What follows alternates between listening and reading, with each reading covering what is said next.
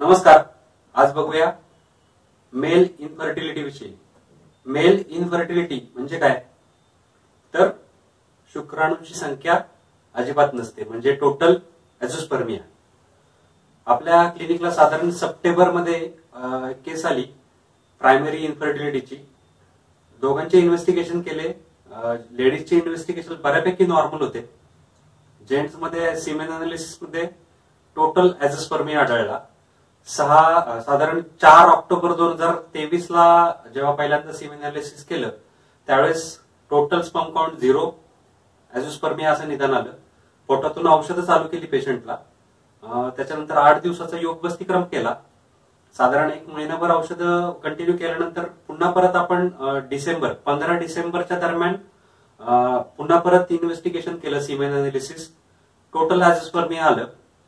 त्याच्यानंतर पेशंटला मी आमचे जे सिनियर गायनेक डॉक्टर आहेत त्यांच्याकडे पाठवलं. त्यांचं ओपिनियन घेतलं. या केसमध्ये प्रायमरी इनफर्टिलिटी आहे, तर आपल्याला काय करता येईल.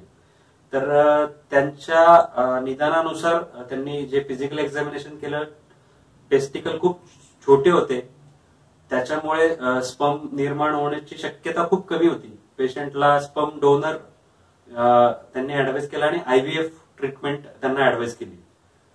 पेशंटची आयव्हीएफ करण्याची इच्छा नव्हती. पेशंट पुन्हा परत आपल्या क्लिनिककडे आला. पुन्हा परत पेशंटला पोटातून औषधं चालू केली. आहारामध्ये बदल, चेंजेस सांगितले.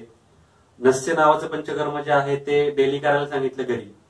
आणि साधारण 3 महिन्याच्या औषधी चिकित्सेनंतर 7 मार्च 2024 ला पुन्हा परत सिमेन अनालिसिस केला.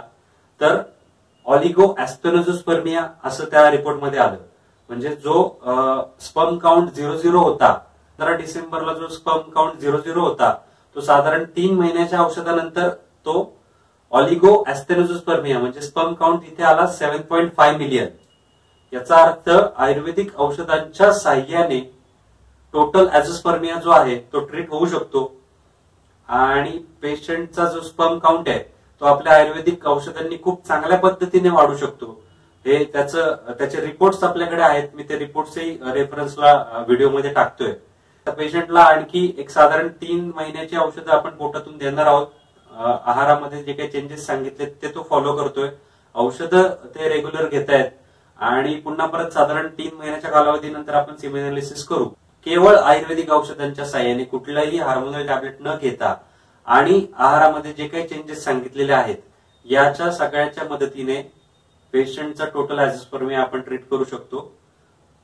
ज्याला कोणाला एझोस्पर्मियाचा त्रास आहे किंवा कोणाच्या रिलेटिव्ह मध्ये हा त्रास आहे तर त्यांनी जवळच्या वैद्यांशी संपर्क नक्की करावा आणि आयुर्वेदिक चिकित्सा जर घेतली तर हा त्रास नक्कीच कमी होऊ शकतो.